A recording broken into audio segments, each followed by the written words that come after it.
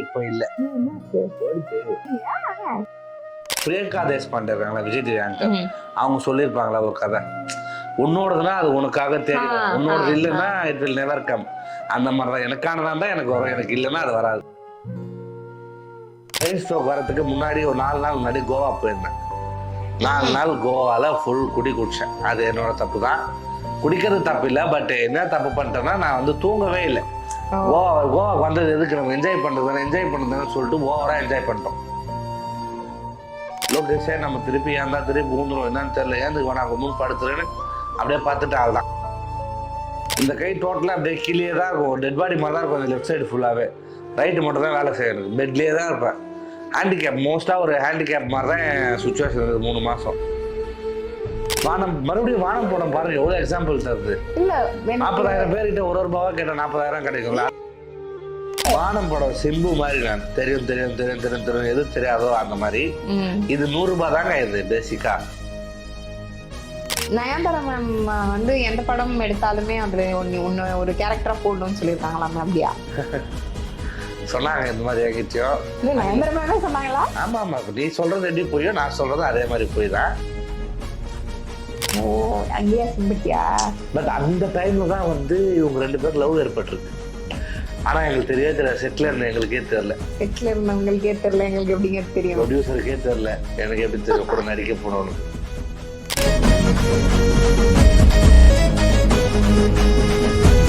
SV real estate மற்றும் உங்கள் properties வழங்கும் சிஎம்டிஏவால் அங்கீகரிக்க பெற்ற அனைத்து வசதிகளுடன் கூடிய வீட்டு மனைகள் ரெடியில் மாதவரம், பொன்னேரி, மீஞ்சூர் பகுதிகளில் உடனே வாங்கிட இன்றே தொடர்பு கொள்வீர். தொடர்பு கொள்ள வேண்டிய தொலைபேசி எண் 9791175755. இந்த கலாய், நக்கல், கிண்டல் இதெல்லாம் வந்து பிளட்லயே ஊர்னது. இது சின்ன வயசுல இருந்தே நீ பண்ணிட்டு இருக்கிறதுனால உனக்கு பெருசா எந்த டிராபேக்கும் இல்லை, இல்லையா? ஒரு சர்டைன் ஸ்டேஜுக்கு மேல இதுவே உனக்கு ஆபத்தா முடிஞ்ச கதெல்லாம் இருக்கா? ஆபத்துன்னா சொல்ல முடியாது. சில இடத்துல வந்து இப்போ எப்படி சொல்றது, சில பேர் வந்து அக்செப்ட் பண்ணிக்க மாட்டாங்களே. இப்போ நான் வந்து நீ கோச்சிப்பியா, நீ தப்பா நினைச்சிப்பியா, நான் பேச மாட்டேன். கூட ஜாலியா பேசுனா நீ என் ஃப்ரெண்டு தான், நீ என்ன வேணா நினைச்சுக்கோன்னு சொல்லிட்டு நான் பேசிடுவேன். சில பேர் அதை வந்து தப்பா நினைச்சு பேசின கதைலாம் நடந்துருக்கு இருக்கு. நம்மள அறியாம நடந்ததா. அடியில வாங்கிடுங்க? அடிலாம் வாங்கல, அடிலாம் வாங்கதில்ல. அது எப்படின்னா ஒரு திருவிழா ஒரு ஏரியாவில், ஐநாவரம் ஏரியாவில், அப்போ ஈவெண்ட்ஸ்லாம் போகல, ஸ்டேஜ் ஈவெண்ட்ஸ்லாம் போகும்போது அந்த கோயில் திருவிழா மேலே பர்ஃபார்ம் பண்ணுறோம். அப்போ வந்து என்னன்னா கேபிஒய் சதீஷ் எல்லாருக்குமே தெரியும், நல்லா மிமிக்ரி பண்ணுவான். அவனோட ஸ்டார்டிங் ஸ்டேஜ், அவனுக்குமே நானும் அவனை தான் ஈவெண்ட்டு போகிறோம். அப்போ வந்து அவன் வந்து தலை வாய்ஸு, தளபதி வாய்ஸு, எல்லா ஆக்டர்ஸ் வாய்ஸ்லாம் பேசுவான். ஆனால் வந்து அவன் பேச நான் கலாய்க்கணும். அப்போ வந்து அவன் வந்து டைலாக் பேசுவான், ஒரு ஹீரோ டைலாக் பேசுனா அந்த டைலாக் நான் கவுண்டர் கொடுப்பேன். இப்போ ஃபார் எக்ஸாம்பிள், இப்போ இதுக்கும் திட்டுவாங்க பார்த்தானா. ஆனால் என்னன்னா அங்கே நடந்தது நான் சொல்கிறேன். அஜித் சார் வாய்ஸ் பேசுனா அதை நான் தனியால் இல்லை, நீலாம் ஒரு ஆளே இல்லை அப்படின்ற மாதிரி சொல்லுவேன். நான் இவனை தான் சொல்லுவேன், அவனை சொல்ல மாட்டேன். நான் அஜித் சாரை கலாய்க்கிற மாதிரி நான் இவனை தான் கலாய்ப்பேன். பட் கீழே திருவிழானா யூஸ்வலாக எல்லாம் கொடுத்துருவாங்களே, கீழே வந்து பஸ்ல எல்லாம் சண்டைக்கு வந்தாங்க, என்ன தலை அப்படி பேசுறேன் இப்படி பேசுறேன்னு சொல்லி சண்டைக்கு வந்தானு. அப்புறமா கொஞ்ச நேரம் நானும் சண்டையை போட்டு வாக்குவாதம் ஆகி. நீ சண்டைலாம் போடுவியா? சண்டைனா நம்ம திட்டினா நம்ம சும்மா இருக்க முடியுமா? நான் என் வேலையை கெட்ட வார்த்தை பேசுவியா? ஃப்ளூயண்டா பேசுவேன். அடேங்கப்பா, ஜாக்கிரதையா தான் இருக்கணும் போல. இல்ல, யார்கிட்ட பேசணும், எங்க பேசணும், எப்ப பேசணும், எவ்வளவு பேசணும் தெரியும். நீ கெட்ட வார்த்தை பேசுறது உங்க அம்மாக்கு தெரியுமா? தெரியுமே. ஆனா நான் வீட்டுல பேச மாட்டேன், ஃப்ரெண்ட்ஸ் கூட எல்லாம். இப்போ நான் இப்போ குரூப் வீடியோ கால் வச்சுக்கேன், என் குரூப்ல வீடியோ கால் பண்றேன்னா ஃபோனை எடுத்தேன்னு வச்சுக்கேன், எடுத்தவனே எவனா ஒருத்தர் அசிங்கமாக தான் கேட்பான். அதனால தான் நான் மோஸ்ட்டாக வெளியில் எடுத்துலாம் சொல்கிறோம், இந்த மாதிரி வெளியில் இருக்கேன் அசிங்கமாக பேசாதையும். எத்தவனே இப்போ படத்தில் வர மாதிரி எப்படி ஸ்மோக்கிங் காசஸ் கேன்சர் ஒரு அந்த ஸ்டாச்சுரி வார்னிங் தராங்க, அந்த மாதிரி என் குரூப்பில் இருக்க பசங்கிட்ட சொன்னால் மட்டும் தான் அசிங்கமாக பேசாமல் பேசுவானுங்க. அது சம்டைம்ஸ் வீட்டில் அட்டன் பண்ணோன்னா எங்கள் அம்மா காலையில் உனக்கு பேசுறதுலாம் தெரியும், நான் திட்டுவேன், அதெல்லாம் கேட்பாங்க. பட் அம்மா எதுவும் சொல்ல மாட்டாங்க, என் டாடி பேசுறேன் அப்படிலாம் பேச மாட்டோம். அப்பலாம் என்ன பண்ணுவேன், நம்ம அந்த அது ஒரு கோட்டுக்குள்ளே தானே இருக்கும், அது எல்லாம் மீறி போக மாட்டோம்ல. ஃப்ரெண்ட்ஸுக்குள்ள பேசணும், யாரோ தெரியாதவங்க நம்ம பேச மாட்டோம். சரி, அம்மா பக்கத்துல இருக்காங்க, இல்ல லவ் மேட்டருக்கு இன்னும் நான் வரல, இருந்தாலும் நான் கேட்கறேன், ஒரு லவர்கிட்ட பேசுறியோ இல்ல இந்த மாதிரி ஃப்ரெண்ட்ஸ் கிட்ட ஏதாவது கோட் வேர்ட் யூஸ் பண்ணி பேசினாலோ, அம்மா பக்கத்துல இருக்காங்க அப்படிங்கறது ஏதாவது கோட் வேர்ட் யூஸ் பண்ணி சொன்னதுண்டா? நான் தான் சொன்னேன், எங்க அம்மாக்கு எல்லாமே தெரியும் என்னை பத்தின்னு. இருந்தாலும் இது வரைக்கும் எந்த சீக்ரெட்ஸ், எந்த ஒரு கோட் வேர்டும் கூட யூஸ் பண்ணது இல்லையா? கோடு வேர்ட்லாம் யூஸ் பண்ணது இல்லை. கோடு வேர்ட்லாம் எனக்கே தெரியல, அப்படிலாம் இது வரைக்கும் நான் யூஸ் பண்ணது இல்லை. மேபி வீடியோ கால் ஏதாவது ஒரு பொண்ணுகிட்ட பேசுறேன்னா ஃபர்ஸ்ட் வந்து அட்டன் பண்ண உடனே பேக் கேமரா வச்சு ஆள் இருக்காங்கன்றத காட்டிடுவேன். அதனால இப்போ நான் என்னன்னா ஹெட்செட் யூஸ் பண்ண மாட்டேன் வீட்டில். அதனால இப்போ அவங்க பேசினா ஆப்வியஸாக எங்கள் மம்மி கேட்கும். நான் பெட்டில் இருக்க மம்மி சோஃபாவில் இருக்காங்கன்னா அவங்களுக்கும் அந்த ஆடியோ கேட்கும். அதனால என்ன பண்ணுவோம், ஃபர்ஸ்ட் பேக் கேமராலாம் காமிச்சுனா மம்மி இருக்காங்கன்னு சொல்லிட்டு அவங்க அலர்ட் ஆகி டீப்பான டாக்ஸ் இல்லாம மேலாட்டமா என்ன பேசி என்ன பண்ற சாப்பிட்டியா, கோட் வேர்ட் இல்ல, கோட் ஆக்ஷனே இருக்கும். அதனால பேக் கேமரால காமிச்சா அவங்க அலர்ட் ஆயிட்டு பேசிக்கான ஒரு கான்வர்சேஷனா முடிச்சிருவோம், டீப்பா அது இல்லாம. ஓகே, நீ பேசும்போதே தெரியுது ஃப்ரெண்ட்ஸ் சர்க்கிள் எல்லாமே தெரியும், கோட் வேர்டு அது இதுன்னு எதுவும் இல்ல, ரைட்டு, கெட்ட வார்த்தை எல்லாம் பேசுவேன். போலீஸ் கிட்ட மாட்டிருக்கியா? போலீஸ் கிட்ட மாட்டினா இந்த சின்ன சின்ன கேவலமான கேஸ் தான் இருக்கும். அதுவும் ஆனா கேஸ் இருக்கா? ஐ மீன் இந்த ஹெல்மெட் இதுதான். அது கூட ஸ்டேஷனுக்கு போனது இல்லை. ஒரே ஒரு வாட்டி மட்டும் தரமணி ஸ்டேஷன்ல என்னோட ஃபிங்கர் பிரிண்ட்லாம் வச்சிருக்கேன். அது எதுக்குன்னா சாட்டர்டே நைட் ஆனால் நாங்கள் வெளியில சுற்றுவோம். ஒரு 2016-17 டைம்ல வெளியில சுத்துறது பசங்க கூட சுற்றுவோம். அப்போ என்ன ஆச்சு, ஓஎம்ஆர்ல லாங்கா போயிட்டு வரோம், லாங் ட்ரிப் ஒன்று போயிட்டு வரோம், பைக்ல வரும்போது போலீஸ் புடிச்சிட்டாங்க. இந்த லூசுங்க என்ன பண்ணுவோம், நான் வந்து பயட மாட்டேன், தப்பு பண்ணா பயடவே தேவையில்லை. அப்போ சன் டிவிலயும் வேலை செய்யறது தெரிஞ்சுக்கோம். ஸோ நம்ம வந்து மூஞ்சி தெரியும், நம்ம போய் சொல்ல வேண்டிய அவசியம் இல்லை, நம்ம எதுவும் பண்ணல. இப்போ குடிச்சு ஓட்டினா கூட ட்ரிங்க் அண்ட் டிரைவ் கேஸ் போட அதுவும் எதுவும் கிடையாது நம்ம. அப்போ எதுக்காக பயப்படணும்னு சொல்லி நான் கேஷுவலா பேசுவேன். இந்த கோளாறுங்கன்னா பதட்டத்தில் ஏதாவது ஒன்று சொல்கிறோம், இல்லை சார் அங்கே போகிறோம் சார் இங்கே போகிறோம் சார், இந்த சந்தானா சார் பண்ணுவோம், நாங்கள் சைன் எடுத்ததில்லைன்னு சொல்லிட்டு மாட்டிப்பாங்க. அந்த மாதிரி லூஸ் மாதிரி எதனா பேசுவாங்க. அதனால சந்தேகம் வரும், ஏன் மாறி மாறி பதில் வருதுன்னு சொல்லிட்டு வந்து இந்த மாதிரி ஸ்டேஷன் வந்து ஃபிங்கர் பிரிண்ட் மட்டும் வச்சுட்டு போங்க. நாங்கள் சரிங்க சார், நம்ம ஏன் பயப்படணும் அப்படின்னு சொல்லிட்டு சரிங்க சார் சொல்லிட்டு எங்க வண்டியை பசங்கிட்ட நீங்க ஓட்டணும் வேணாம், நான் ஏறி அவங்க கூட உட்காந்துன்னு போயிட்டு தரமணி ஸ்டேஷன்ல என் 2 கையை வந்து அந்த ஒரு மாதிரி இங்கு பேட் மாதிரி வச்சு அதில் வச்சு அதான் ஃபர்ஸ்ட் டைம் ஸ்டேஷன்ல போய் இதெல்லாம் பண்றதுன்னு. அதான் ஃபர்ஸ்ட் டைம்.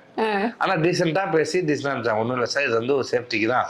நிறைய இடத்துல மாட்டி உன் ஃபேஸ் காமிச்சு சார் நீங்களா அப்படின்லாம் சொல்லியிருக்காங்க. அது நடந்திருக்கு சில இடத்துலலாம் வந்து. அதான் இந்த மாதிரி நான் இப்போ எப்படின்னா ஹெல்மெட் போடாமல் சம்டைம்ஸ், இப்போ மோஸ்ட்டாக நான் ஹெல்மெட் யூஸ் பண்ணுவேன். சம்டைம்ஸ் இப்போ 2 பேர்லாம் யூஸ் பண்ணணும்னு ரூல்ஸ் வந்து நிறைய மாட்டிக்கினேன். இன்சூரன்ஸு எல்லாரும் மாதிரி தான், பைக்குக்கு இன்சூரன்ஸ் போகிறதுக்கு மனசே வராது, ஏன்னு தெரில. அது 2000 ரூபாய் நம்ம தான் இருக்கும். பட் இருந்தாலும் எதுக்கு அது, ஏன்னா வருஷம் வருஷம் தண்டத்துக்கு தான் போகுது அது. எனக்கு தெரிஞ்சு பைக் இன்சூரன்ஸ் போகிறேன் முக்கால்வாசி பேர் பயன்படுத்துறது இல்லை. அதனால ஏன் போடணும் அதான்னு சொல்லிட்டு இன்சூரன்ஸ் போட மாட்டோம். அந்த மாதிரி டைம்ல நிறுத்தி பிடிச்சாங்கன்னா எனக்கு என்னன்னா ஒரு போலீஸ் 2 போலீஸ் இருந்தா கொஞ்சம் பயம், கும்பலா இருந்தாங்கன்னா பயப்பட மாட்டேன். ஏன்னா 4-5 பேர் இருந்தா ரேஷியோ படி யாரோ ஒருத்தருக்கு நம்மளுக்கு தெரிஞ்சிடும், அதனால நம்மளை விட்டுருவாங்க. 1-2 பேர் இருந்தா நம்மளுக்கு தெரியாதுல்ல, மொக்க இடம்.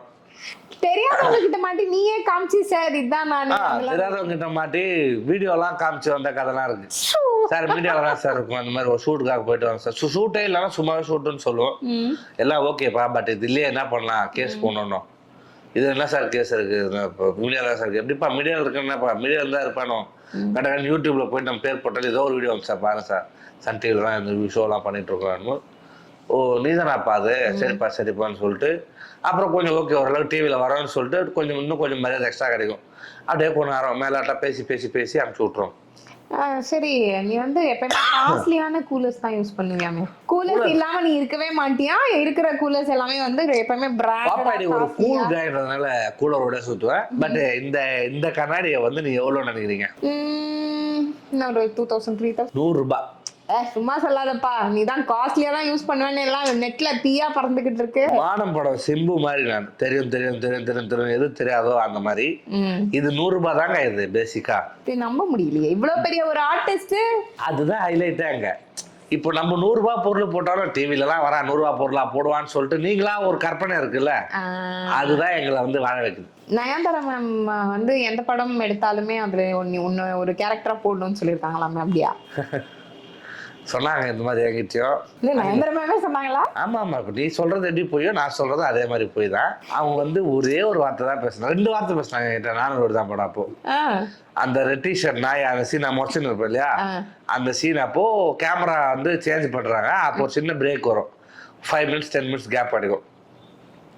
அவங்க வந்து ரொம்ப அப்படியே பல்ச்சுன்னு இருப்பாங்க. நேரில் வந்து ஒரு காலேஜ் பொண்ணு மாதிரி தான் இருப்பாங்க. ஹைட்டு வெயிட்லாம் பார்த்தா சின்ன பொண்ணு மாதிரியே இருப்பாங்க. மேபி ஏன் உருவத்துக்கு அப்படி இருந்தாங்களோ என்னமோ. உருவத்துல யார் நின்னாலுமே சின்ன பொண்ணு இருப்பாங்க. அப்படிதான் இருந்தாங்க ஆக்சுவலா. அப்போ என்னன்னா பார்த்து நம்ம வழக்கம் போல ஒரு அழகான பொண்ணை பார்த்தா நம்ம எப்படி அட்மையராக பார்த்துன்னே இருப்போம். அந்த மாதிரி நானும், ஏன்னா நான் இங்கே நின்றுன்னா பக்கத்து தான் உட்காந்துப்பாங்க.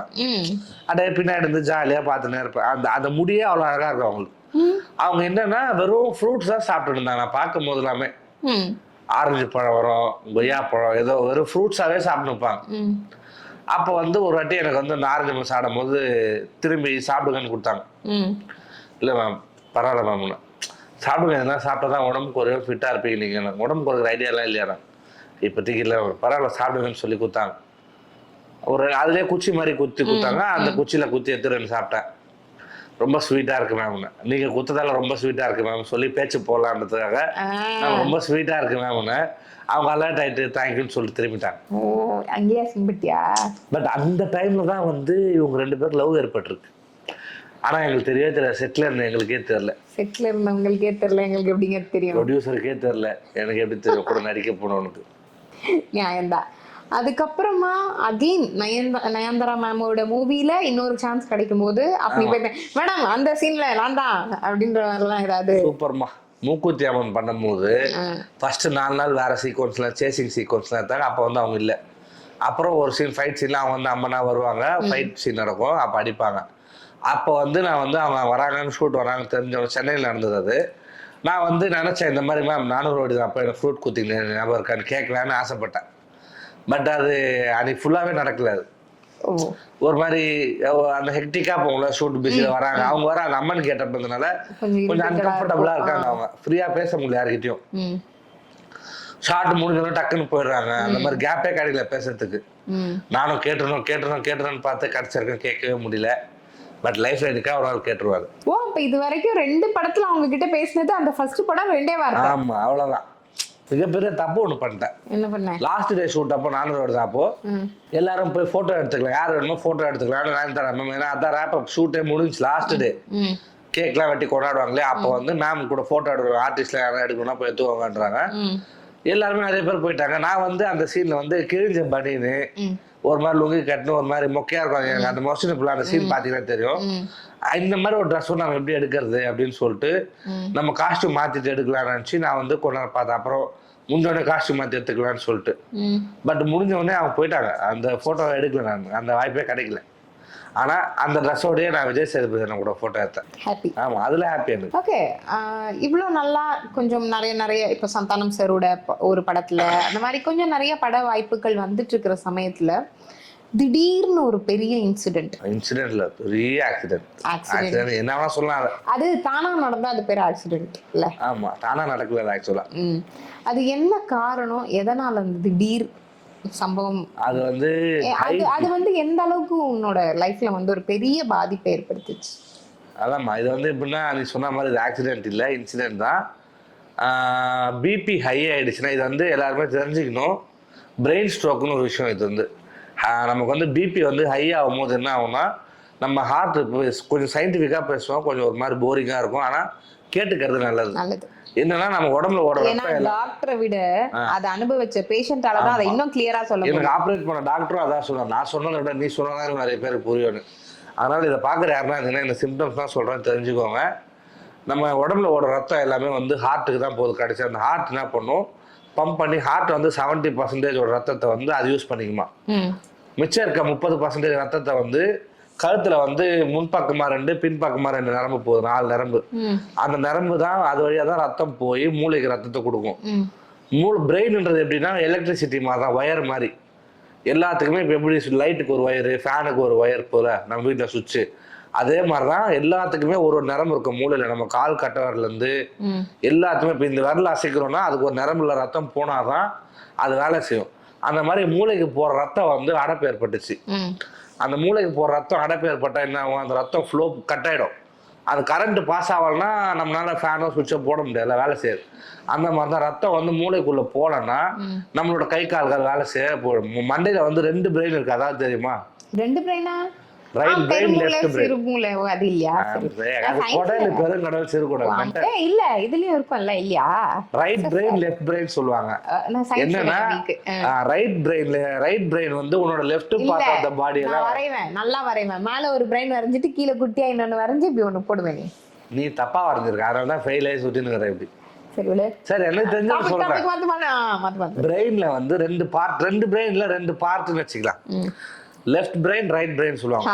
Right side of the brain எதுக்குன்னா லெஃப்ட் சைடு ஆஃப் த இந்த லெஃப்ட் சைடு ஆஃப் பாடி இருக்குல்ல, இதெல்லாம் கண்ட்ரோல் பண்றது வந்து ரைட் பிரெயின் தான். இப்போ நான் லெஃப்ட் ஹேண்ட் இப்படி பண்ணணும் இப்படி குத்தணும்னு நினைக்கிறேன்னா அது வந்து ரைட் பிரெயின் தான் அந்த கமாண்ட் கொடுக்கும். ஓ கிராஸா? ஆமா, இப்போ லெஃப்ட் பிரெயின் சொன்னாதான் ரைட் சைடு இருக்க பார்ட்ஸ்லாம் வேலை செய்யும். ஓ 2 பிரெயினுக்கும் வந்து வேற வேற வேலைகள் நடக்கும். அந்த மாதிரி எனக்கு வந்து ரைட் சைடு பிரெயினுக்கு போக வேண்டிய பிளட் வந்து கிளாட் ஆயிடுச்சு. அதனால என்ன ஆகுது, ரைட் சைடு பிரெயின் வந்து ஃபங்க்ஷனிங் ஸ்டாப் ஆகி கை கால் வந்து சிம்டம்ஸ், பிரெயின் ஸ்ட்ரோக்கோட சிம்டம்ஸ் சொல்றேன். ஃபர்ஸ்ட் வந்து நம்மளோட கை பேலன்ஸ் மிஸ் ஆகும். இப்போ ஒரு கர்ச்சீஃப் எடுக்கிறேன், ஷேப் எடுக்கிறேன், இப்படி பிடிக்க முடியாது, ஹோல்ட் பண்ண முடியாது, இப்படி ஊந்துரும். நம்மளால எதையுமே ஹோல்ட் பண்ண முடியாது, அந்த மாதிரி ஒரு நடக்கும். கால் பேலன்ஸும் அதே மாதிரி தான், நம்மளால நிக்க முடியாது. கண்ணு வந்து பிளர்ரா தெரியும். அந்த ஃபோக்கஸ் இப்போ நல்லா கிளியரா தெரியும். ஒரு கண்ணு தானா இல்ல 2 கண்ணு? ரெண்டுமே பிளர்ரா தெரியும். ரெண்டுமே பிளர்ரா தெரியும். அப்புறம் வாய் பேசுறது வந்து கொஞ்சம் டைலாக்லாம் வாய் வந்து உளறும் நம்ம கொஞ்சம். இப்போ நீ எப்படி சில ஆங்கரிங் கான்சென்ட்ரேட் பண்ணும்போது உடனே என் பக்கம் வர எக்ஸாம்பிள் சொல்றேன், வாய் வந்து உளறும்.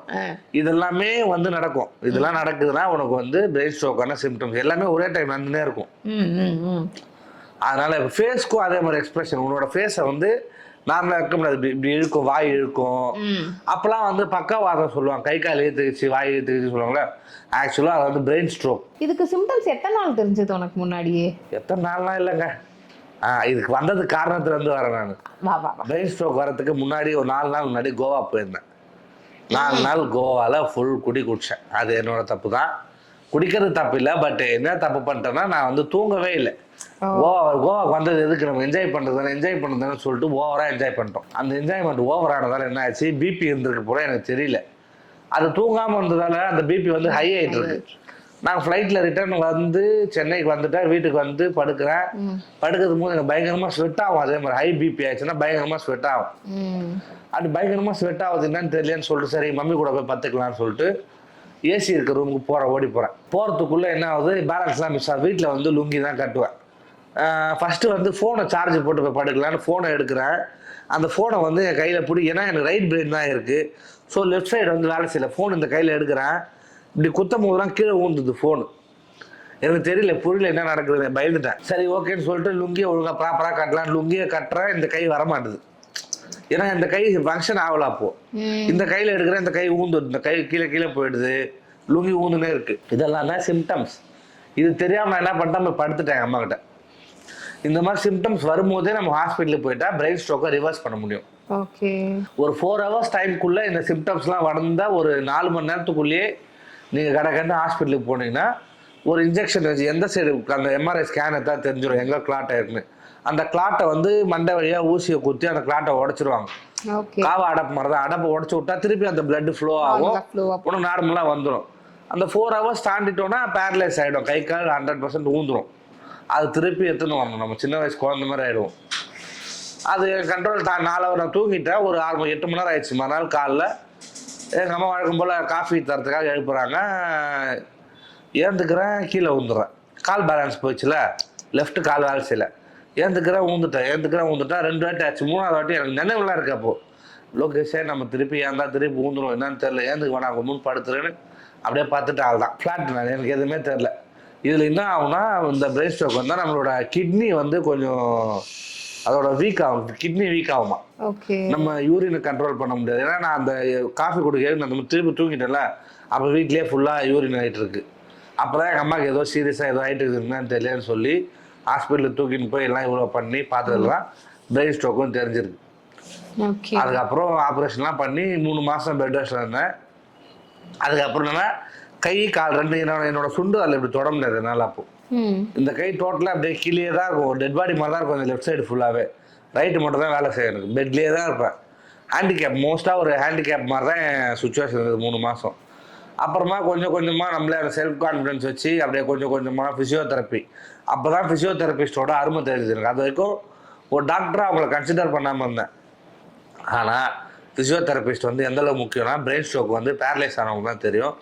ஏன்னா அவங்க கொடுத்த ட்ரீட்மெண்ட்டால தான் இப்போ நான் வந்து வண்டி ஓட்டுறேன். என் நார்மல் லைஃப் வந்தது காரணமே வந்து ஃபிசியோதெரபிஸ்ட் தான். அதனால பிரெயின் ஸ்ட்ரோக் வரணும், இந்த மாதிரி சிம்டம்ஸ் தான் இருக்கும். அடுத்த 4 மணி நேரத்துக்குள்ள வந்து நான் இதை பத்தி பேசணும் ஆக்சுவலி அப்படின்னு நினைச்சேன். ஏன்னா நிறைய பேர் என்ன சொல்லுவாங்கன்னா, நம்ம வந்து இப்ப ரகுவரன் சார் டெத்துக்குமே வந்து நிறைய பேர் சொன்னது என்னன்னா, அந்த யாரடி நீ மோகினி படத்துல வந்து அவரு இறந்து அந்த இதெல்லாம் அப்படியே லைவா காமிச்சதுனாலதான் அது இந்த மாதிரி ஆயிடுச்சு. மேபி உன் விஷயத்துலயும் மேபி அது மாதிரி யாராவது சொல்லிருக்காங்களா? ஏன்னா நானும் ரவுடிதான்ல வந்து நீ அந்த மாதிரிதான் விட மூக்குத்தி அம்மன் படத்துல வந்து நான் நயன்தாரா மேடம் அம்மனா இருப்பாங்களா, அவங்க நான் அடிக்க போவேன். அவங்க வந்து என்ன பாப்பாங்க, ஒரு பவர்ல பாக்குற மாதிரி பாப்பா, அப்ப அப்படியே வலிப்பு வந்த மாதிரி தான் நான் கீழே விழுந்துருவேன். அதனாலதான்டா உனக்கு இப்படி ஆயிடுச்சுன்னு சொல்லிட்டு கடவுளை நம்புற சில பேர்லாம் சொன்னாங்க. பட் அதனால அப்படி ஆகல. நான் வந்து ஒழுங்கா இல்லாம ஊதாரித்தனமா இருந்ததுனால என் உடம்புக்கு எடுத்துன்னு அப்படி ஆனதுதான் உண்மை. அதுக்கும் கடவுளுக்கும் எந்த சம்மந்தமும் இல்லை. ஸோ அதுக்கும் படத்துக்கும் எந்த சம்மந்தம் இல்லை. படத்துல சாவற மாதிரி நடிக்கிறோன்றதுக்காக நம்ம சாக மாட்டோம். இப்போ படத்துல நான் வந்து ரஜினா கேசன்ற இந்த படம் இருக்குல்ல, ஜெமினி கணேசன் சொல்லிராஜன், அதுல அவங்க தான் நடிச்சாங்க. அதர்வா வந்து அவங்க லவ் பண்ணுவோம், நாங்கள் வந்து அவங்க உஷார் பண்ணுற மாதிரி இருக்காது. அதுக்கு நான் ரியல் லைஃப்பில் அவங்க உஷார் ஆகிட்டாங்கன்னா எங்களுக்கு இல்லைல்ல. அதனால சாவரமா நடிச்சா உனக்கு உஷார் ஆகல, நானும் ரவுடிதான்ல விக்னேஷ் சிவனுக்கு உஷார் ஆச்சுல்ல. அது ஆனா எனக்கு தானே இருக்கணும், எனக்கு கேவலையே. அதனால சாவரமா நடிச்சா சாவாங்க, அந்த மாதிரி வலி போன மாதிரி நடிச்சாலும் உனக்கு வலி போந்துச்சுன்றதுலாம் வந்து ஒரு பொய்யான கட்டுக்கதை தான். இன்னொன்று நிறைய பேர் சொல்கிறேன், ஷூட்டிங் போனவங்க தான் தெரியும். ஒரு பொணம் மாதிரி நடிக்கிறீங்க அப்படின்னா, ஒரு பொணமாக நீங்கள் நடிக்கிறீங்கன்னா அந்த சீன் முடிஞ்ச உடனே ஏந்ததுக்கு அப்புறமா கேமரா முன்னாடி நீங்கள் சிரிச்சு நல்லா சிரிக்கிற மாதிரி ஒரு ஷாட் எடுத்துப்பாங்க. ஒரு பாசிட்டிவாக முடிக்கணும் அதை சொல்லிட்டு. இப்போ நானே செத்தா மாதிரி நடிக்கிறேன், அந்த சீன் முடிஞ்சிச்சுன்னா ஏந்ததுக்கு அப்புறம் எந்த சீனுமே இருக்காது, எம்டியாக கேமரா முன்னாடி நின்று ரோலிங் ஆக்ஷன் சொன்னோன்னு கேமரா முன்னாடி பார்த்து நல்லா சிரிச்சு ஹாப்பியாக இருக்க மாதிரி கை காமிச்சிட்டு ஒரு ஷாட் எடுத்துப்பாங்க. கட் ஆகல. அது இன்னமும் எல்லாருமே இன்னமும் நடக்கும். அது இன்னுமே எல்லா செட்லயும். ஆமா, எல்லா படத்துலயுமே. ஒரு இன்டர்வியூல குட்டி பத்மினி மேம் வந்து சொன்னாங்க, சிவாஜி கணேசன் சார் வந்து இந்த சீன் முடிச்ச உடனே குட்டி பத்மினியை கூப்பிட்டு சுத்தி எல்லாம் போட சொல்லி அந்த அவரே சுத்தி போட்ட மாதிரி எல்லாம் சொல்லுவோம். சோ அது இன்னும் நடக்குது. சுத்தி போறதே எனக்கு தெரியல, அது ஓரியன்டா சொல்றேன். அது மாதிரி நெகட்டிவ் சீன்ஸ் நடிக்கிறாங்கன்னும் போது உடனே அந்த மாதிரி செத்துட்டா மாதிரி டெட் பாடி மாதிரி நீங்க நடிச்சீங்கன்னா எழுந்து கேமரா முன்னாடி சிரிக்க சொல்லுவாங்க. சிரிக்கிற மாதிரி ஒரு ஷாட் சும்மா 3-5 செகண்ட்ஸ் எடுப்பாங்க. டைலாக்லாம் எதுவுமே கிடையாது, நீ சிரிக்கணும், அவ்வளவுதான், சிரிச்சா மாதிரி எடுத்துப்பாங்க. அது இன்னமும் நடக்குது. அது அது ஒரு பாசிட்டிவா இருக்குல்ல. ஸோ நம்ம செத்தா மாதிரி நடிச்சா செத்துருவோன்றதெல்லாம் வந்து யாருன்னா சொன்னா நம்பாது. ஓகே, ஸ்கூல் டேஸ் பார்த்தாச்சு, காலேஜ் டேஸ் பார்த்தாச்சு. காலேஜ் டேஸ் அப்படின்னோடனே இன்னொன்று மலரும் நினைவுகள் கண்டிப்பா இருக்கும்ல. லவ் இருந்திருக்கா? லவ் மூஞ்சி பலப்பலான்னுது இருந்தது, இப்ப இல்ல. என்னாச்சு? போயிடுச்சு. ஏன்? என்னப்பா உன்னை விட யாருக்குப்பா உன்னை பிடிக்காம இருக்கும்? இது பாரு, நல்ல ஃபுட்டி, கேக்குற சாப்பாடெல்லாம் வாங்கி தருவேன். ஜாலியா யாரா இருந்தாலும் தெரியாதவங்களே ஜாலியா வச்சுக்கணும்னு நினைக்கும் போது அதுலலாம் எந்த குறையும் இல்ல. இப்போ மத்த லவ்வர்ஸ் மாதிரி ஒரு மாதிரி கோபமான பிரேக்கப்லாம் ஆகல. காலேஜ் டைம்ல இதே மாதிரி கல்ச்சுரல்ஸ் மூலியமா ஒருத்தவங்க லவ் பண்ணாங்க என்ன. போனி போ சாங் இருக்குல்ல, ஒரு கல்ச்சுரல்ஸ்ல வந்து அந்த சாங் வந்து பிரேக், அப்போ பிரேக்னா எம்டியா இருக்கும், ஸ்டேஜ்ல எந்த பெர்ஃபார்மன்ஸும் நடக்காது. அப்போ வந்து என் காலையில் டிஜே கௌதம், நல்லா ஃபேமஸான டிஜே அவர் வந்து இந்த போனி போ சாங்கா போடுறாரு. நான் என்ன பண்றேன், கீழே வந்து நானே பாடுற மாதிரி அப்படியே பெர்ஃபார்ம்லாம் பண்ணின்னு இருக்கேன். போனி போ சாங்க்கு நானே பாடினா எப்படி இருக்குமோ அது மாதிரி பண்ணிருக்கேன். அதை பார்த்தா ஒரு பொண்ணு வந்து அவங்களுக்கு பிடிச்சி போய் அப்புறமா நாளை பின்ன பேசி அது காதலாம் மாறிடுச்சு. ஓ, இது காதல் உருவான கதை சொல்லிட்டு இருக்கியா? இதனால ஒரு காதல் வந்து நான் என்ன நினைச்சேன், போனி போ உருகி பாண்டதால ஒரு பொண்ணு போயிட்டான்ல நினைச்சேன். இல்ல, இதனாலதான் அந்த போனி போனால காதல் வந்தது எனக்கு. Very good. கடைசியில அந்த பாட்டுல வந்த மாதிரியே போனி போன்னு போயிடுச்சு. பட் அது காரணம் அவங்க கிடையாது, நான் தான். ஏன்னா அப்ப சொன்ன மாதிரி கல்ச்சுரல்ஸ்னால நிறைய இடத்துக்கு போனோம் வந்துருந்தோம். அறியாத வயசுல பாக்குற எல்லாரையும் லவ் பண்ணணும்னு தோணுது. ட்ரூவா லவ் வரல, இதுக்கு நீங்க திட்டுவீங்க, பட் இருக்க உண்மை நான் சொல்றேன். எனக்கு அப்போ ட்ரூ லவ்னா என்னன்னு தெரியல, உண்மை தான். ஒரு ஃபர்ஸ்ட் இயர் பையன் 12th முடிச்சு ஃபர்ஸ்ட் இயர் படிக்கிற பையனுக்கு எந்த அளவுக்கு நாலேஜ் இருக்குன்னு தெரியல. அப்போதான் வந்து இதுதான் லவ்வான்னு நான் தெரிஞ்சுக்கிறதுக்கு முன்னாடியே எனக்கு லவ் ஆயிடுச்சு சரிங்களா. ஆனால் அந்த பொண்ணு 100% ட்ரூவாக இருக்காங்க. அந்த பொண்ணை வந்து நான் குறைய சொல்ல மாட்டேன். இன்னொரு பொண்ணு மேலே எனக்கு லவ் வந்துச்சு. இதை தெரிஞ்சு உங்ககிட்ட வந்து நான் அப்புறமா அந்த பொண்ணு கோவப்பட்டு எல்லாம் சொல்லிச்சு. அப்புறம் என்ன சொல்கிறேன், இந்த மாதிரி எனக்கு ட்ரூ லவ் வரலம்மா, தெரில எனக்கு என்னன்னு, ஒன்று லவ் பண்ணும்போது இன்னொரு பொண்ணு மேலே லவ் அது தப்பாக இருக்குது, அதனால் நம்ம பேச வேணாம் அப்படின்னு சொல்லிட்டு இந்த பொண்ணுக்கிட்ட சொல்லி மேபி நீ இன்னும் ஒரு 5 years கழிச்சு வா, அப்போ நமக்கு வந்து மேபி அதே ஃபீலோட நீ இருந்தோன்னா நம்ம அப்போ கண்டினியூ பண்ணலான்னு சொல்லிட்டேன். சரின்னு சொல்லிட்டு மியூச்சுவலா அந்த பொண்ணுமே அவங்க வேலையை பார்க்க ஆரம்பிச்சிட்டாங்க. புதுசா டைவர்ட் ஆன இடம் புதுசா வந்தோம் தெரியுமா, அதுவும் பாதியிலே போயிடுச்சு. ரெண்டாவது இருக்கும் போதே மூணாவதா ஒண்ணு போச்சு. அந்த மூணாவது போயிருக்கும் போது ரெண்டாவதும் போயிடுச்சு. அந்த மூணாவது வரவே இல்லை, முழுசா வரவே இல்லை, அதுக்குள்ளேயே மூணாவது போயிடுச்சு. இப்படி நடந்துருந்தது வாழ்க்கையில. 5 வருஷம் கழிச்சு இந்த ஃபர்ஸ்ட் போன பொண்ணு திருப்பி 5 yearsக்கு அப்புறமா லொகேஷன் இந்த மாதிரி 5 years ஆயிடுச்சுன்னு சொல்லிட்டு வராங்க. சூப்பரு. அதான் சொன்னேன், அந்த பொண்ணு அவ்வளோ லவ் பண்ண நம்மள. ஆனால் நான் என்ன பண்ணேன், இல்லை எனக்கு இப்பயுமே எனக்கு வந்து உன் மேலே ஃபுல்லாக வரல, சாரி அப்படின்னு சொல்லிட்டேன். ஆனால் அப்போ வந்து வேறு யாருமே லவ் பண்ணல அந்த பொண்ணு வரும்போது. பட் இருந்தாலும் அந்த பொண்ணு மேலே எனக்கு மறுபடியும் நான் ஓகேன்னு சொல்லிட்டு திரும்பியும் நான் அந்த தப்பை பண்ணக்கூடாது இல்லையா, அதனால் இல்லைம்மா வேணாமான்னு சொல்லிட்டு அப்படியே ஸ்டாப் பண்ணிட்டேன். ஆனாலுமே அந்த பொண்ணு இப்போ மேரேஜ் ஆயிடுச்சு. அவங்களுக்கு மேரேஜ் ஆகிறதுக்கு முன்னாடி வருஷம் வரைக்குமே ஃபாலோ பண்ணாங்க என்ன. இப்ப சாருக்கு எப்படியாப்பட்ட பொண்ணு வேணும்? பொண்ணா இருந்தா போதும். இந்த நிலைமை வர்றதுக்கு முன்னாடி தானே கடவுள் உனக்கு அத்தனை சான்ஸ் கொடுத்துருக்காரு. யாருக்கு தெரியும் என்ன நடக்குன்னு இருக்கோம். பிரியங்கா தேஷ்பாண்டே இருக்காங்களா, விஜய் டிவி ஆங்கர், அவங்க சொல்லியிருப்பாங்களா ஒரு கதை, உன்னோடதுன்னா அது உனக்காக தெரியும், உன்னோடது இல்லைன்னா இட் வில் நெவர் கம். அந்த மாதிரி தான் எனக்கானதான் தான் எனக்கு வரும், எனக்கு இல்லைன்னா அது வராது. அது 2 வாட்டி கதவு தட்டுச்சு, வேணான்னு வச்சா யாரு சும்மா வரும், தப்பு இல்லை. மிஸ்டேக் நான் அக்செப்ட் பண்ணிடுவேன், அது தப்பு தான்.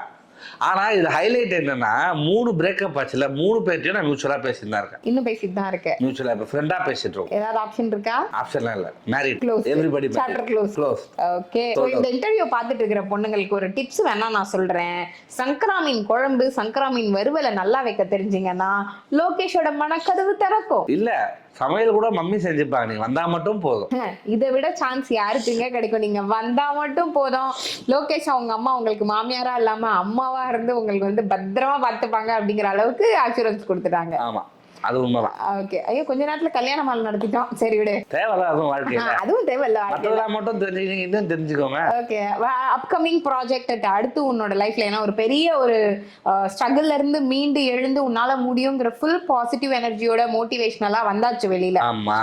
சோ இப்போ அடுத்து இந்த ஃபியூச்சருக்காக நெக்ஸ்ட் பிளான் என்ன? ஃபியூச்சருக்காகன்னு சொல்ல முடியாது, பட் இப்போ லோகேஷ் வந்து இந்த இன்சிடென்ட் பெயின் ஷோக்கு அப்புறமா நிறைய பேருக்கு வந்து நான் என்ன பண்ணுறேன்னு தெரியவே இல்லை.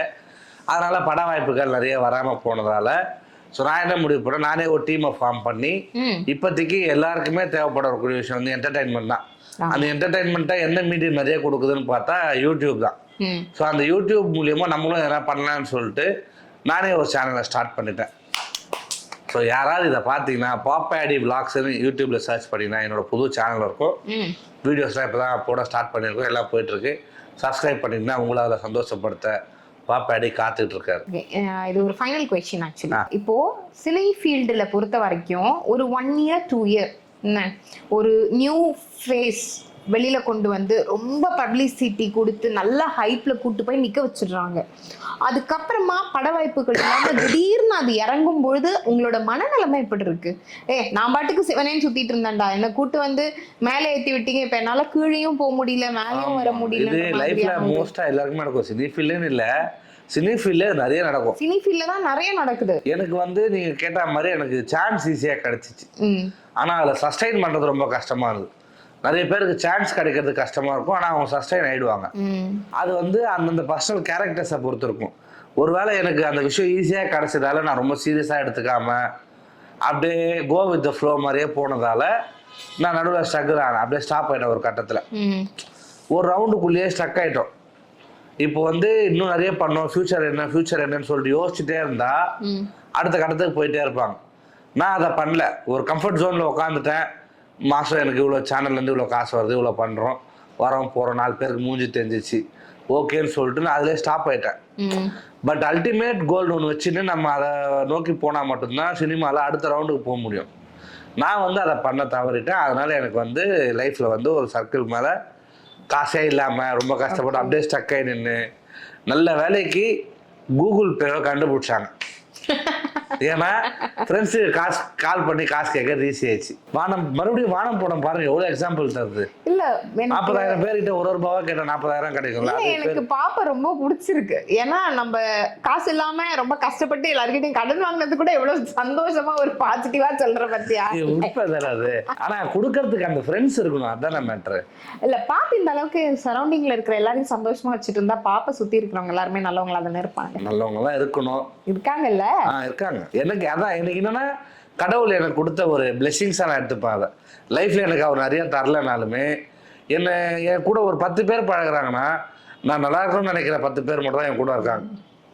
இவன் என்ன இப்படி ஆயிட்டா, இவன் என்ன இப்படி பண்ணுறானேன்னு சொல்லிட்டு என் பின்னாடி பேசுகிற ஃப்ரெண்ட்ஷிப் எனக்கு ரொம்ப கம்மி. அப்படி யாருன்னா இருந்தாங்கன்னா எனக்கு அந்த வைப்ரேஷன் தெரிஞ்சு நான் அவன் கூட பழகதே ஸ்டாப் பண்ணுறோம். அது வந்து எனக்கு நேச்சுரலாகவே நடந்துடும். ஒருத்தன் வந்து என் பின்னாடி பேசுகிறான் அப்படி இப்படின்னு தெரிய வந்ததுனாலே அது யாராக இருந்தாலுமே அவன் எவ்வளோ பேர் ஆளாக இருந்தாலும் அவனால எனக்கு என்ன நடந்தாலுமே நான் வந்து அவன் கூட வச்சுக்க மாட்டேன். நான் என் கேரக்டருக்கு தான் எனக்கு இப்படி தான் நான் சொல்லி தெரிஞ்சு நீ பழகுறியா, நீ ஒன்றுமே இல்லைனாலும் சரி, நீ யாராக இருந்தாலும் சரி நான் அன்பாக பழகுவேன். அது வந்து 100க்கு 100 உண்மை. ஏன்னா எனக்கும் லோகேஷ் பாப்பாடி ஒரு நல்ல நண்பர்.